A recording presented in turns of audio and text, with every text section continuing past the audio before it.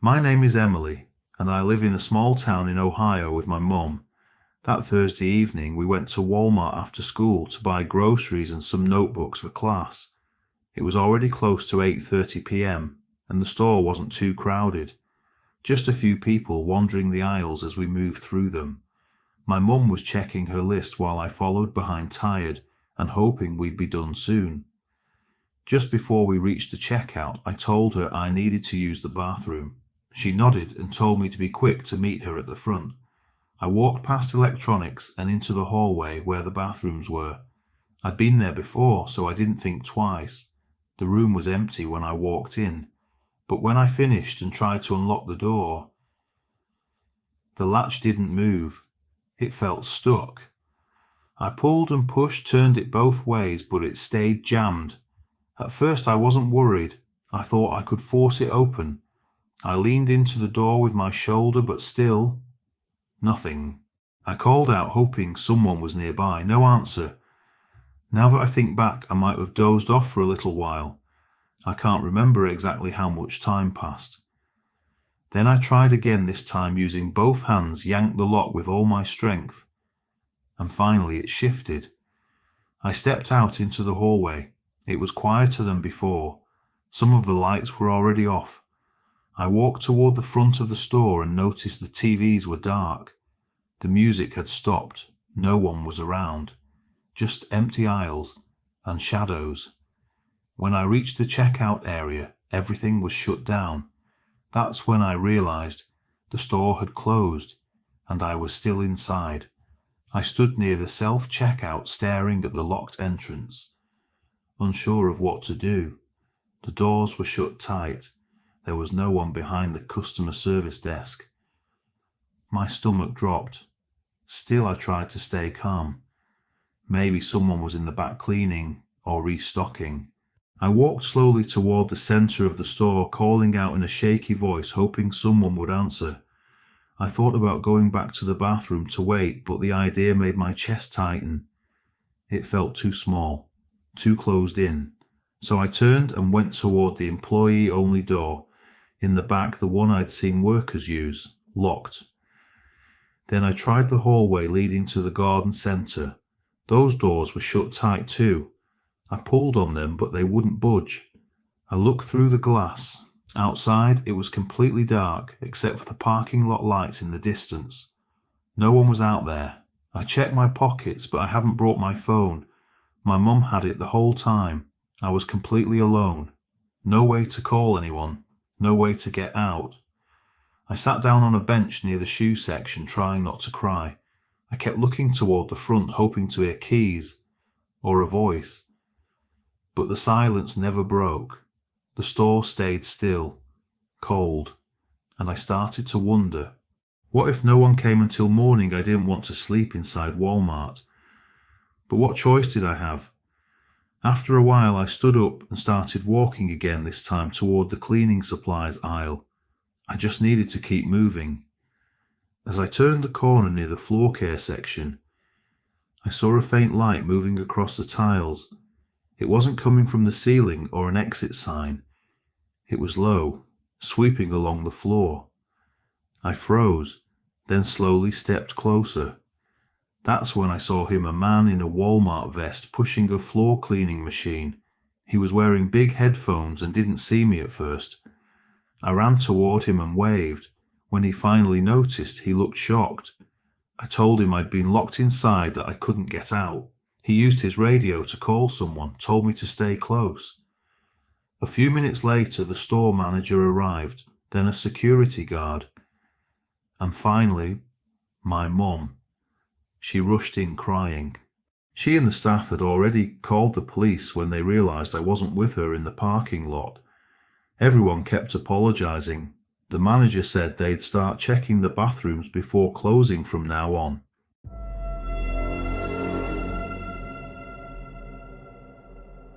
This happened when I was 12, sometime in early spring. It was already getting dark by the time we left Walmart. My older brother was with me. He was 16 then and had just gotten his learner's permit. But our dad was driving that evening since we had a full grocery list and needed the bigger car. I remember the parking lot felt quieter than usual, maybe because it was a weekday and close to closing time. Most of the closer spots had been taken earlier, so we parked a little farther out near one of the side lanes. We finished shopping around 9 p.m. After loading everything into the trunk, my dad walked ahead to unlock the car, while my brother and I stayed back for a moment to return the cart. I was just standing near the back of the car about to climb in when a woman appeared. She walked up from behind one of the nearby vans quietly, like she'd been waiting. She looked like she was in her 40s, wearing a long brown coat and holding a box against her chest. She asked if we could help her lift something heavy into a van, said her shoulder was hurting and her husband wasn't answering his phone. She sounded calm, maybe a little too friendly, and she kept smiling the kind of smile that feels practiced. I hesitated. I almost said yes, but my brother stepped between us. He told her we were busy and couldn't help. She stood there a moment longer, not saying anything. Then she turned without a word and walked back toward the van. My brother didn't say much after that, just told me to get in the car and that I should never follow anyone in a parking lot, no matter how nice they seem. I asked if he thought something was wrong with her. He said he didn't like how she kept looking at both of us, like she was deciding something. When we got in the car, he told our dad what had happened. Just a quick summary. My dad looked through the rearview mirror and asked if she was still nearby.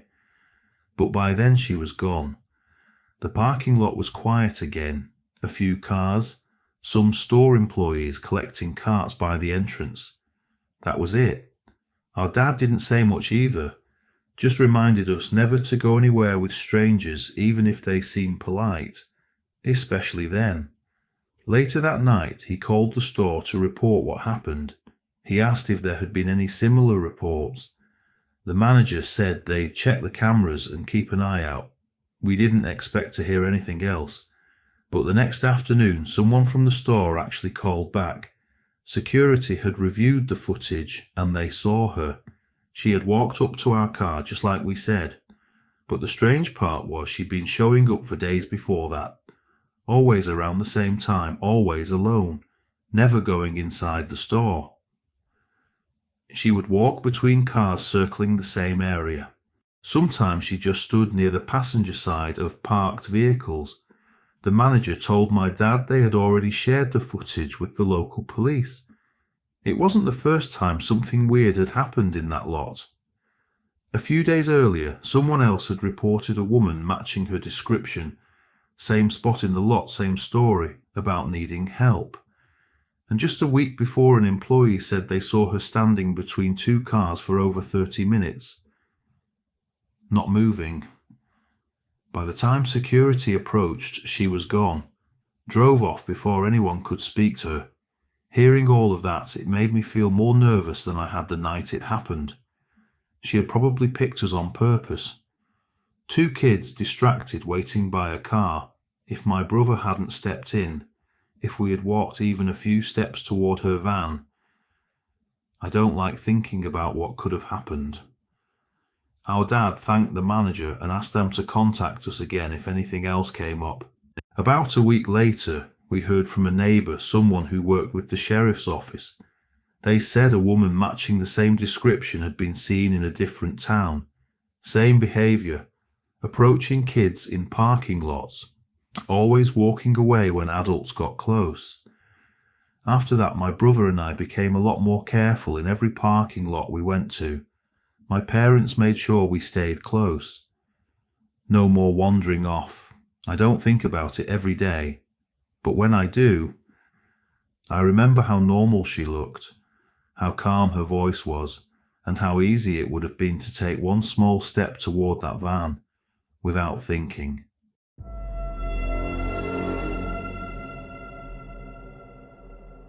This happened in 2019 when I was 30 years old and working the night shift at a Walmart in Fort Worth, Texas. I had been on the job for about 5 months. My shift started at 10 p.m. and ended at 6 a.m. Most of the time I worked in the back room or out on the floor restocking items, moving inventory. There were usually 6 of us working overnight, 1 manager named Kevin, 2 janitors, and 3 of us handling stock. One night while I was restocking bedding items, I found a pillow set that didn't look right. One of the pillows was missing, but the packaging was completely intact. No damage, no sign that it had ever been opened. I set it aside for Kevin to look at and went back to work. A few nights later, I noticed a bottle of water and a food wrapper tucked behind a stack of large storage bins. It was pushed in deep, not in a place someone would drop something by accident. I picked them up and tossed them out, thinking it was odd. About a week later, I was moving some extra displays stored behind the shelves in the stockroom. In the corner, I found a small folded blanket and a backpack. The items weren't from our inventory. I opened the backpack. Inside was a toothbrush, a roll of toilet paper, and a pair of socks. I showed Kevin. He looked at the bag, shrugged, and said maybe it belonged to someone from the day shift. I asked if he wanted to report it. He said it wasn't a big deal. Maybe someone just left it there during break and forgot, he said. I didn't argue, but it didn't sit right with me. The next night I came in early, went straight to the same spot where I'd found the backpack. The shelf units were still out of place, but the bag and blanket were gone. I asked Kevin if he'd moved them. He said no. I checked with one of the janitors. He said he didn't touch anything in that part of the stockroom. Later that night, while I was stocking toiletries, I saw something move near the garden section. The lights back there were always dim since we didn't restock it much on night shift. I walked over thinking maybe it was one of the janitors, but when I got there no one was around. I waited for a minute. Nothing. So I went back to work. Around 3 a.m., I was in the break room getting some coffee. One of the other stockers, Miguel, came in and sat down. I asked him if he'd ever seen anything weird in the store. He laughed and said sometimes the cameras blink like someone's messing with them, but no one ever finds anything. I asked if he'd ever found stuff hidden around the store. He said once he saw a ladder propped up near the ceiling tiles in the toy section. Figured it was just left there by mistake. The next night I went back to that area and looked up. Sure enough, one of the ceiling tiles was pushed slightly out of place right above one of the tall shelves. I brought a step ladder from the back and climbed up. Didn't go all the way in, just took a look. There was a small open space above the tiles. I saw an empty soda can and a crumpled snack wrapper. I climbed back down, took a photo with my phone and showed it to Kevin. He looked unsure, said he'd check into it.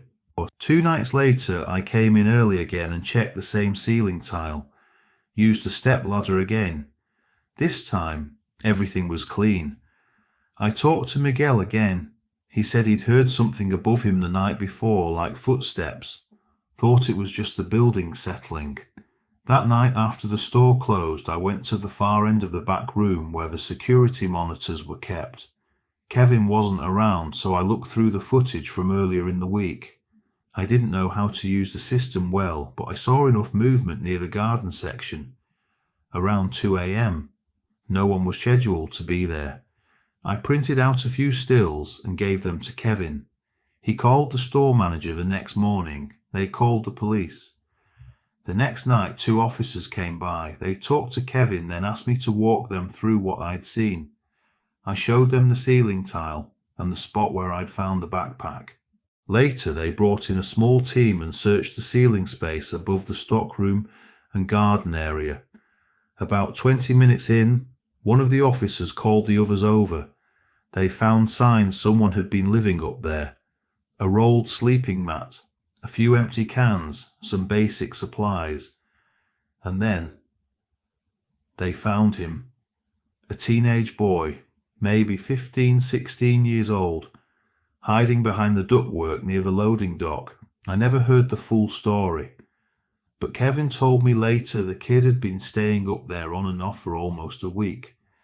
He'd climbed up through a side storage area no one used anymore. After that, the ceiling tiles were sealed. That part of the store was cleared out.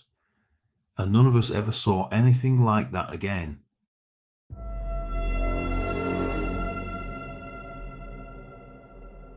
It happened about a year ago when I was 12. My family had just moved into a house on the edge of a small town in Traverse City, Michigan. My bedroom was at the front of the house, facing the driveway and the road beyond. From my window, I could clearly see the gate and the street. It was mid-November, and the storm had started around 9 that night. I remember lying in bed listening to the rain tapping against the roof. It was comforting in a way, and I fell asleep quickly, never thinking anything strange would happen. But sometime around midnight, I woke up suddenly, and then I heard it, a loud knocking at the front door. I froze in my bed, heart pounding, unsure what to do. The knocking stopped for a few seconds, then started again, louder this time. I got up slowly and walked to my window. I looked out toward the porch, but it was empty, just the rain falling on the steps and the grass around it. Then I heard my dad's footsteps in the hallway. He was moving slowly toward the door, and just like that, the knocking stopped. Everything went quiet again except for the rain. My dad called out asking if anyone was there. Then he carefully opened the door and stepped out onto the porch. He looked around, checked both sides of the house, but no one answered. He stood out there for a while listening, then he came back inside. We all knew someone had knocked, but whoever it was, they were gone, and we had no idea who it was or why they'd come. The next morning I got up around 7. The rain had stopped, but everything outside was still wet and cold. My parents were already in the kitchen. My dad was drinking coffee. My mum looked tired, like she hadn't slept much. No one said anything about the night before, but I could tell they were still thinking about it. After breakfast, I put on my shoes and stepped outside. As I reached the steps, I saw something on the porch boards. Footprints, muddy ones. Someone had walked back and forth across the porch, and they definitely weren't ours. The prints went down the steps and along the edge of the driveway. I followed them to the front gate, where the gravel met the road. And then they stopped. A minute later, my dad came outside. He saw me looking. He didn't say much, just followed the prints with his eyes quietly. He walked to the gate, looked around for a while, then called my mum out to see. They stood there together, silent. And then my dad said he was going to call the police just in case it was connected to the accident we'd heard about on the radio earlier. A patrol car arrived about half an hour later. The officer asked us questions. When did we hear the knocking? Did we see anyone? Had anything else strange happened? He checked the porch, walked to the gate, then told us a car had been found off the road about half a mile away. A woman had crashed during the storm, but when police arrived, the car was empty. He said she might have walked up the road looking for help. Maybe she was the one who knocked. They were still trying to find her, and he promised to keep us informed if anything came up. Later that day, the officer called back. He said they had found her. A man had spotted her walking along the edge of the woods not far from the road. She didn't remember much, only that she'd been walking in the rain and saw lights through the trees. My mum looked relieved. So did I, but still, I had questions. If she was the one who knocked, why didn't she wait? Why leave before anyone came? Maybe she got scared. Maybe confused. Maybe. She had already started walking away by the time my dad opened the door. We didn't talk about it much after that. My parents said everything was fine now. The next weekend I went out to the shed behind the house to grab something. I hadn't been out there since the storm. When I opened the door, I noticed a damp blanket on the floor. It wasn't ours. My dad checked it. He said maybe the woman had rested there before making her way to the house. He folded the blanket and left it by the porch just in case someone came looking for it, but no one ever did. We never heard anything else from the police, and nothing strange happened after that night. Still, we installed a motion light near the porch just in case, and even now, when it rains, I still think about that night.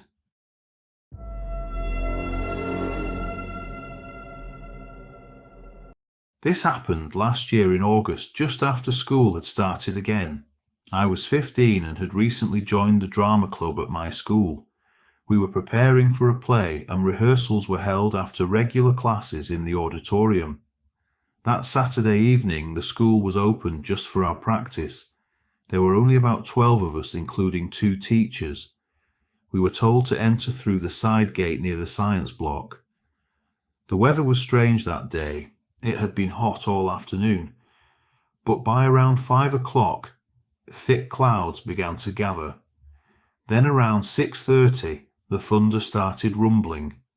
A few minutes later, the rain began pouring so loud that we had to pause rehearsal for a while because we couldn't hear each other properly. Some of us stayed in the auditorium, but a few wandered out to the hallway just to take a break. I went to fill my bottle from the water cooler next to the staff room. The lights flickered and then went out completely. Only a few emergency lights clicked on in the corners, casting a faint bluish glow. I stood near the cooler for a moment, listening to the rain hammering the roof. It was quiet apart from the thunder.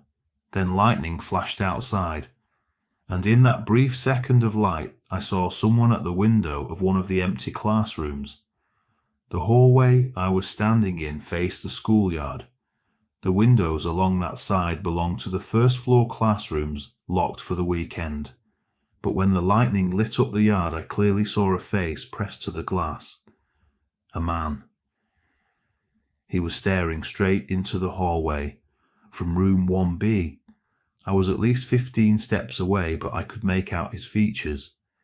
His hands were at his sides. His face was pale, blank, expressionless, then darkness again. I looked toward room 1B, squinting, trying to see if anyone was still there, but without the lightning the window was just black. I slowly stepped backward out of sight from the classrooms, then turned and walked straight back to the auditorium.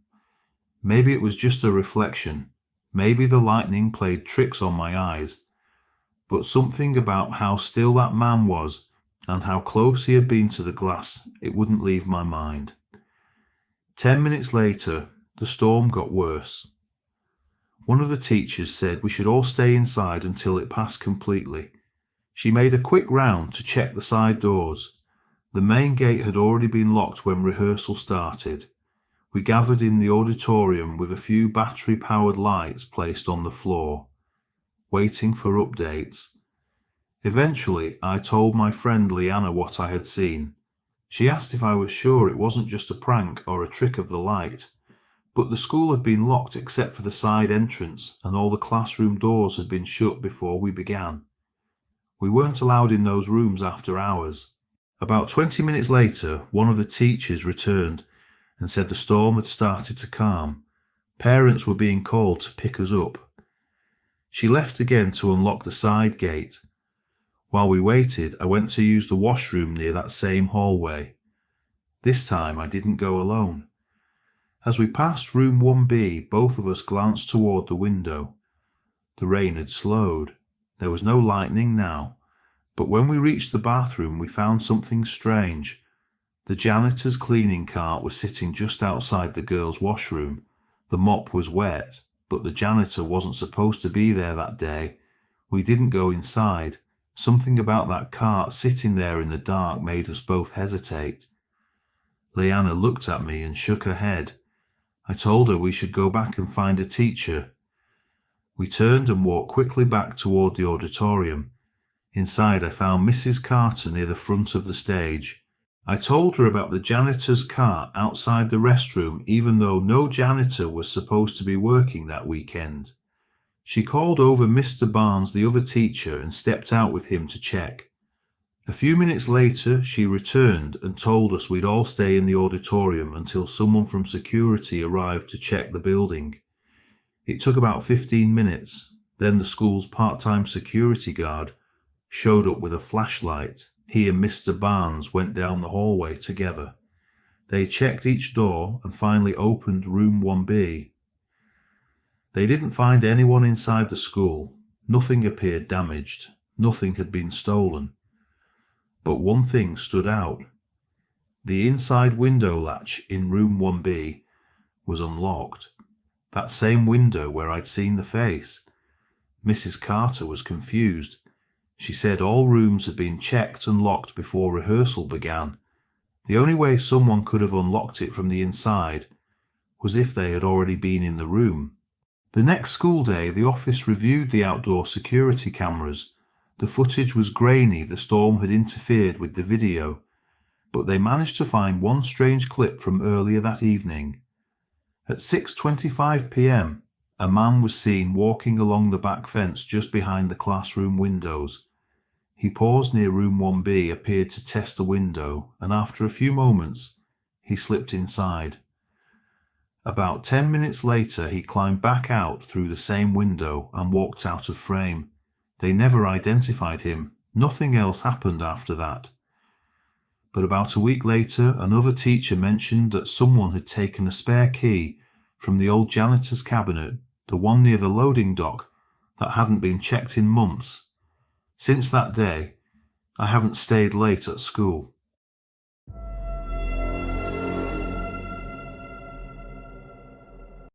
When I was in high school, I went to the movies with one of my close friends. I still remember that night clearly, because the weather was terrible. There was a huge thunderstorm with lightning flashing across the sky. Back then you couldn't book seats online like you can now, so we always tried to arrive early to get the best seat somewhere in the middle, not too close to the screen and not too far back. After we chose our seats, the plan was for one of us to go get snacks, while the other stayed behind to hold the spot. When we walked into the theatre, it was completely empty. Not a single other person was there. At first we looked at each other and laughed. It felt like we had rented the whole place just for ourselves. And of course, being teenage girls, we couldn't resist the moment. We pulled out our little flip phones, those ones with tiny screens, and started taking selfies. While we were still deciding whether or not we wanted snacks, the lights in the theatre suddenly flickered. It gave us a small scare, but we figured it was just a storm outside. Then, a man walked in. He looked like he was in his 30s. He had a backpack on, and his clothes were a little dirty, like he'd been out in the rain for a while. As soon as he saw us, he smiled and said, "Uh-oh, two beautiful girls and one guy in a movie theatre." My friend and I looked at each other, confused, uneasy. We gave a small awkward laugh, more out of politeness than anything else. Then we both pretended to be busy on our phones as the man walked down the row. But instead of choosing a seat farther away, even though the entire place was empty, he sat right next to me. I didn't look at him. I just stared at my phone, trying to act like I didn't notice. He started talking, saying random things like crazy weather. I wasn't in the mood to chat, so I leaned closer to my friend. I also didn't want him to see what I was texting. I quickly typed a message and sent it to her. She looked at her phone, read it, then quietly replied that it was probably nothing. She said he was just being friendly, but I didn't feel that way. The way he sat so close when there were so many other seats, the way he kept looking at us, it didn't feel normal.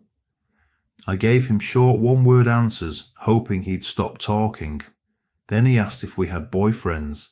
Without thinking, I said no, and I regretted it immediately. It felt like a mistake, and I didn't know how he'd take it. I didn't know why I even answered. Maybe I was just too nervous and wanted to shut down the question quickly. But now, I felt trapped. He kept talking, going on about how bad the storm was.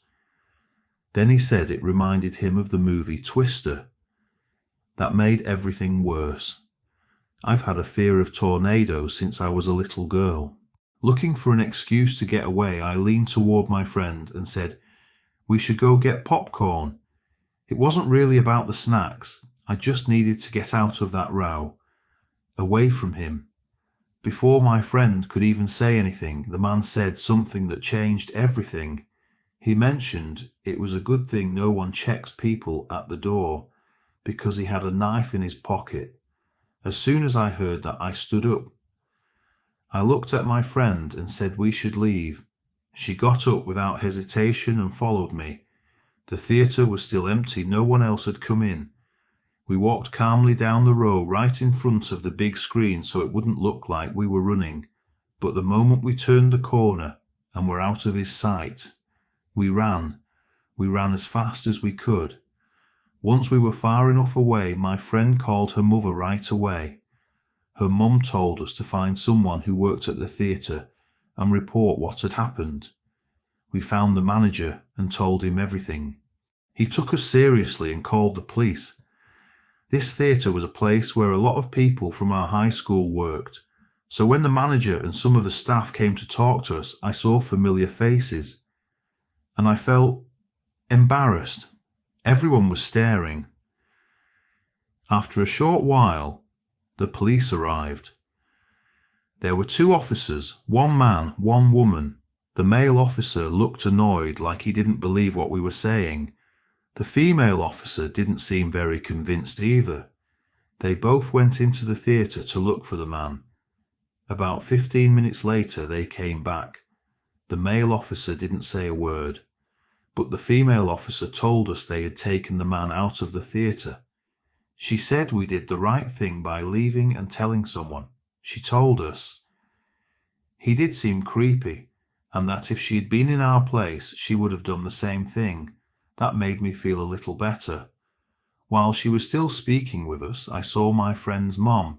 She's a small woman, but she was furious, yelling at the manager, shaking her finger in his face. And once again, I felt embarrassed. After that, the manager gave us each 5 free movie passes, said we could come back any time. He even invited us to go back in and finish watching the movie. But I didn't want to. I just said no. And I asked to be taken home.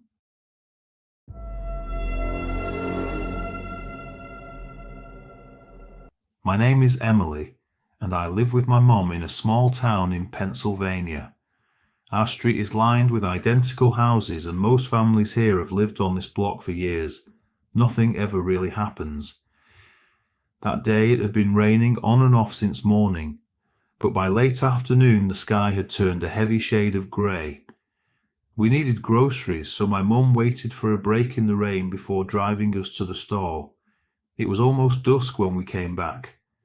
As we turned onto our street, thunder rumbled in the distance and fat drops began to hit the windshield again. I grabbed 2 bags and hurried out of the car, trying not to get soaked. My mum went ahead with the house keys, but as I got closer to the front steps, I noticed something strange. There was an umbrella in the driveway open, sitting upright in the middle of the concrete. It didn't belong to us. I didn't remember seeing anyone carrying one earlier. None of our neighbours were outside. I stopped and stared at it for a moment. Rain splattered off the fabric and formed small puddles around its base. Careful not to touch it, I carried the bags past and stepped onto the porch. My mum had already gone inside. I lingered there for a moment, just listening to the thunder and watching the empty street. Then I noticed something else. Muddy footprints. They started near the sidewalk, circled the umbrella, and led toward the side of our house, toward the gate that opens to the backyard. It was getting darker by the minute, and the house behind me felt too quiet. I went inside, locked the door, and made sure the side gate was secured. My mum was putting away the groceries, and the Weather Channel played softly in the background. Wind rattled the windows, and rain drummed louder on the roof. I sat at the kitchen table trying to focus on my phone, but my mind kept drifting back to the umbrella in the driveway. I didn't say anything more about it, thinking maybe someone would come by to get it. But the longer it stayed there, the stranger it felt. After dinner, I went up to my room. I glanced out the window. The umbrella was still there, exactly where it had been. I closed the blinds and tried to focus on homework, but my ears stayed alert, listening for any sound from outside. Around 9:10, I heard the side gate creak open. That sometimes happened during storms because the latch was loose. But this time there was a second noise, a dull thump, like something heavy had bumped against the wood. I froze and waited. Everything went quiet again. When I looked out the window, the umbrella was gone. I scanned the driveway, then looked across the street. Nothing, no sign of it anywhere. For a second, I thought the wind might have knocked it over and blown it away, but nothing else in the yard had moved, not a single thing. Then a few minutes later, I heard footsteps on the back deck. Slow, steady. The boards creaked under the weight, clear and deliberate. Not wind, not rain. I left my room, walked quietly down the hall, and peeked into the kitchen. The lights were on inside, but I could still make out something on the other side of the glass. A tall shape near the railing. Too tall, too still to be an animal. I stood there holding my breath. A flash of lightning lit up the yard.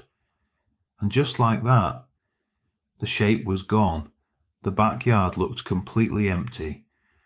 I checked the door lock again, then moved through the house, double-checking every window, every latch. I stayed awake for a long time that night, listening to the wind, the rain just waiting for morning to come. When it finally did, the rain had stopped. My mom left early for work. I got ready for school and went outside to check the driveway and yard. There was no sign of the umbrella, not even a broken handle or piece of fabric. Nothing, but the footprints were still there. They started at the sidewalk, circled where the umbrella had been, then crossed the lawn, and passed through the side gate. Beyond the gate, the prints led into the backyard, and vanished near the back fence. That afternoon when I got home, my mum was already in the kitchen. She told me the neighbour across the street had called her at work. He'd checked his security camera and seen someone with an umbrella walking through the storm near our house around 9:00 p.m. The video was blurry, but the figure was tall, wearing a long coat, and disappeared down the side of our house. My mum called the police. They came by later, asked a few questions, and walked around the property. One of the officers pointed out fresh scratches on the gate latch. He said it looked like someone had tried to force it open. He told us that sometimes people check for unlocked homes during storms when most folks are distracted or already inside. They told us to keep all doors and windows locked and said they'd patrol the neighbourhood more often for a while. Nothing else happened after that. But for weeks, every time it rained or I heard a noise outside, I would stop and listen and check every door and every window.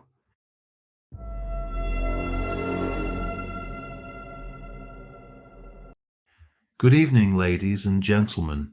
Tonight we bring you a few true hotel horror stories, real experiences that might change the way you look at overnight stays. But before we begin, please consider giving us a like. And if you've ever had a scary or strange experience, whether in a hotel or somewhere else, feel free to share it with us. I was 23 and I'd taken a solo trip to Halifax for a break. I had just wrapped up a big project and needed time alone, away from deadlines and screens. So I booked 4 nights at a mid-range hotel near the waterfront. It was close to cafes and walking trails, a quiet area, not too busy. The hotel had good reviews. I checked in on a Monday afternoon. The lobby was empty, except for the clerk behind the desk. My room was on the 4th floor, with a small view of the harbour peeking between 2 buildings. It was clean, simple, exactly what I needed. After unpacking, I went out for a walk along the boardwalk, got dinner at a nearby pub, and came back around 8 p.m. I showered, read for a bit, and went to bed. In the morning, I went down for breakfast. The hotel had a small dining area just off the lobby. A A few guests were already seated eating quietly. I grabbed a plate and sat near the window. A woman, maybe in her late 40s, approached my table. She asked if she could sit. I said yes. Then she smiled and said, "Good morning, Sarah." I froze. That is my name. But I had never seen her before, so I asked, "Have we met?" She just smiled again and said, "We spoke last night, remember, but we hadn't." I had stayed in my room the whole evening, no phone calls, no visitors, nothing.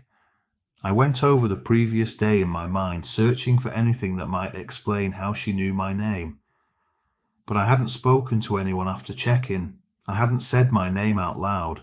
I didn't use it at the front desk, and I hadn't interacted with anyone else, not even housekeeping. Later that morning, I asked at the front desk if guests' names were ever visible to others. The staff members shook their head. No, they said. Everything is digital and private. Guests aren't identified by name in shared areas. I nodded, stepped away, and scanned the lobby and dining area, but the woman was gone. That afternoon, I visited a downtown museum, then spent time walking along the harbour. It was cloudy, quiet. The streets were nearly empty. When I returned to the hotel around 5, I saw her again. She was standing at the far end of the hallway near the vending machines. She didn't turn or say anything, just stood there, staring at something in her hand. I entered my room and locked the door deadbolt and chain. The rest of the evening was uneventful. I stayed in, worked on a few notes, and went to bed around 11. At some point during the night I woke up, checked the time just after 3. There was no sound, nothing unusual. I peeked out the peephole. The hallway looked normal. I lay awake for a while, then drifted off again. In the morning I went downstairs later than usual. The dining area was quiet. I chose a seat near the corner. Stayed longer than normal, checking the doorway now and then. But she never appeared. By that point I had started to accept that I might not get an answer, and maybe I didn't want one. After breakfast I packed my things and went for one last walk along the harbour. I returned just before check-out. As I handed over my room key, I asked the front desk if someone could access guest names through the Wi-Fi or the booking terminal in the lobby. The clerk said no. All systems were password protected. Guests didn't have access to booking records. I flew home later that day. A month later, the hotel emailed me a follow-up survey. I filled it out and briefly mentioned the encounter. They never responded. To this day, I still don't know how she knew my name. There was nothing else unusual during the trip, but I no longer use my full name when booking hotels.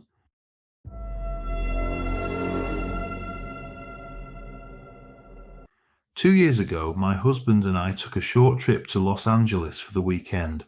We wanted a break, just a change of scenery, and decided to stay at a small boutique hotel just off Sunset Boulevard. It wasn't the kind of place I would usually pick, but it was clean, stylish, and had a really nice atmosphere. After settling in, we met up with some friends who live in the city. We went out for dinner, had a few drinks together, and the night turned into something more fun and a lot later than we expected. By the time we got back to the hotel, it was around 1:30 in the morning. My husband is the kind of person who can sleep through anything. As soon as his head hit the pillow, he was out cold. But I'm usually a light sleeper. I wake up easily. That night, though, it was different. I fell asleep almost instantly, which almost never happens. Then sometime around 3 a.m., I woke up, and I felt it immediately. Something was off. There was a light on in the room. That was strange, because I remembered turning everything off before we went to bed. I was sure of it. The light was coming from the open doorway. It spilled just enough into the room for me to see clearly. There was a man standing at the foot of our bed. He wasn't wearing a hotel uniform. He didn't look like any kind of staff. My heart started pounding so hard I thought it would wake my husband. But I didn't move. I didn't even breathe. I just stared, hoping maybe I was still dreaming, but I wasn't. He was wearing a red plaid shirt, dark hair, a beard.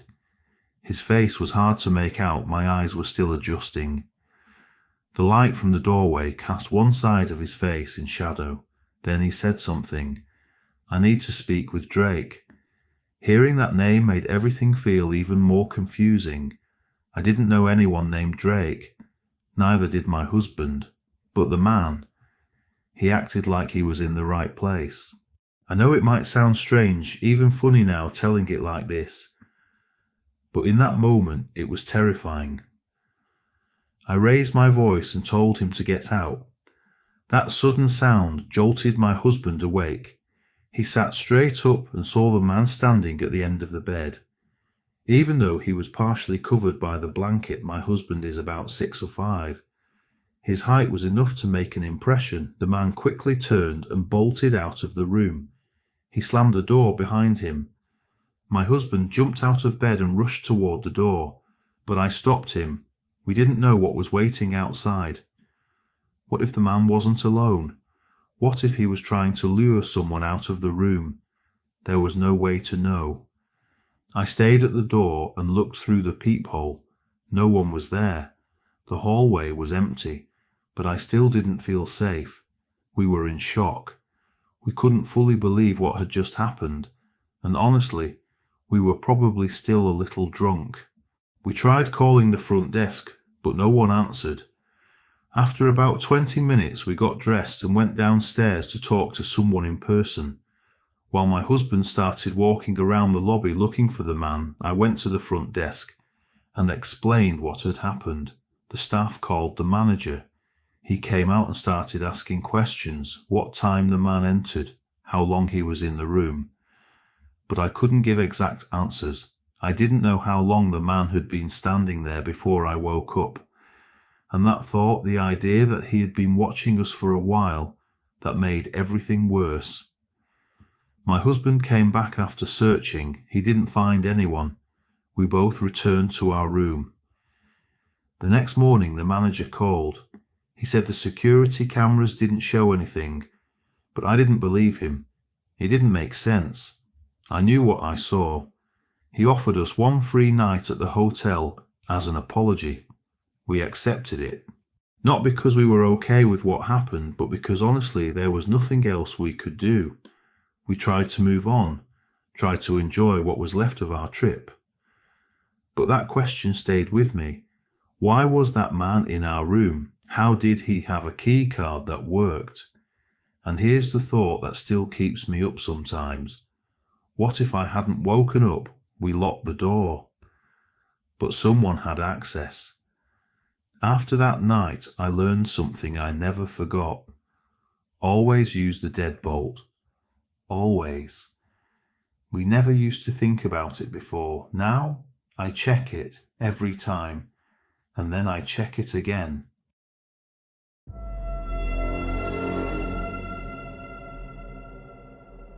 I was 35, working as an admin officer in Perth, when I had a short training seminar scheduled in Albany, a quiet coastal town in Western Australia. The company booked me into a modest hotel for 3 nights. It wasn't anything fancy, just a 3-story building near the edge of town. I arrived on a Tuesday afternoon. The receptionist handed me a key card, mentioned breakfast was served from 7, and pointed toward the elevator. My room was 212 on the 2nd floor, all the way at the end of the hallway. There were 4 or 5 other rooms on my floor, all facing the same direction. Right across from my door stood a heavy steel fire exit, the kind with a horizontal push bar like most commercial emergency doors.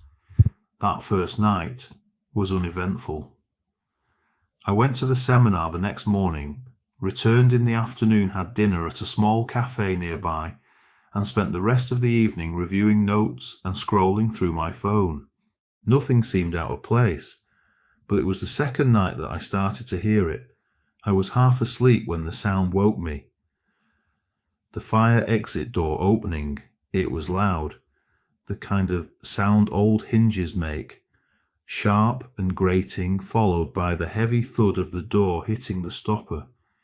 Just a second later it slammed shut again. At first I figured maybe someone stepped out for some reason, but that door wasn't meant to be used. There was a clear no exit sign displayed across it. The next morning I noticed something else. As I was leaving for the seminar, I saw a man coming back through the fire exit. He wore a black hoodie, head down, not making eye contact. He walked straight into room 210, just 2 doors down from mine. I paused, waited a few seconds, then went downstairs to the lobby. That night it happened again. Just after 2 in the morning, I woke to the same sound, the fire door creaking open, then closing with a solid, echoing thud. By the third morning I was more alert. I looked closer at the fire door and saw it. A faint scuff mark on the frame and dirt gathering around the bottom edge. Out of curiosity, I gave it a push. It opened easily. Behind it, a narrow concrete stairwell led down to the ground floor. It ended near a back alley behind the building. That night, I made a decision. I would stay up. I left the lights off and sat in the chair near the window. The TV was on mute. The hallway was silent. At exactly 2:11 a.m., I heard it. The fire door opened again. I stood quietly and peered through the peephole. There he was, the man in the black hoodie. He walked past my door, just like before, and slipped silently into room 210. That's when I knew something was wrong. The next morning I asked the receptionist if the fire exit near my room was supposed to stay locked. She told me it should trigger an alert, but only on the downstairs panel, which wasn't monitored overnight. I asked if there were security cameras in the stairwell. She shook her head. Only the front lobby and main entrances were covered, not the emergency exits. That day at the seminar I found it hard to focus. None of it made sense. Why would someone keep using a fire exit like that unless they didn't want to be seen? That evening I stayed inside again. No sounds from the hallway. I kept checking the clock. At around 9:00 p.m. I stepped out quietly and walked to the fire door. Nothing unusual. I returned to my room, turned off the lights and waited by the door, the hallway dimly visible under the crack. At 2:08 a.m. I heard it, the creak of the door opening. I looked through the peephole and saw him again. He entered room 210. This time I stepped out. The fire door was just swinging shut. I walked quickly but quietly down the stairwell. At the bottom I pushed the exit door open just a crack and saw a car. It was parked near the alley, engine running. Someone was inside waiting. I didn't move, just stepped back and returned upstairs without a sound. I stayed awake the rest of the night. In the morning I asked to speak with the manager. I told him someone was entering a room on my floor every night using the fire stairwell, that they were avoiding reception and the cameras, that I'd seen a car waiting behind the hotel. He listened carefully. When I told him the room number, he frowned slightly and said it hadn't been booked. He asked me to wait while he checked it out. I sat near the lobby as he went upstairs with a staff member and a master key. They were gone for several minutes. When they returned, he asked me to step into his office. He told me the room had been marked under maintenance for weeks. There was no record of anyone accessing it. I asked if he could check the fire exit logs, but he said the panel didn't log individual entries, only alarms, and no alarm had gone off. He looked serious but calm. He said he would notify the police and review the external camera footage near the alley. Then he offered to move me to another floor. I declined, told him I'd rather check out. He didn't argue. Before I left, I passed the stairwell one last time. The fire door now had a chain and padlock across the push bar. The same scuff marks were still there, faint but real. No one ever contacted me after that, and I never followed up. I just made a quiet decision, never to book a room near the end of a hallway again.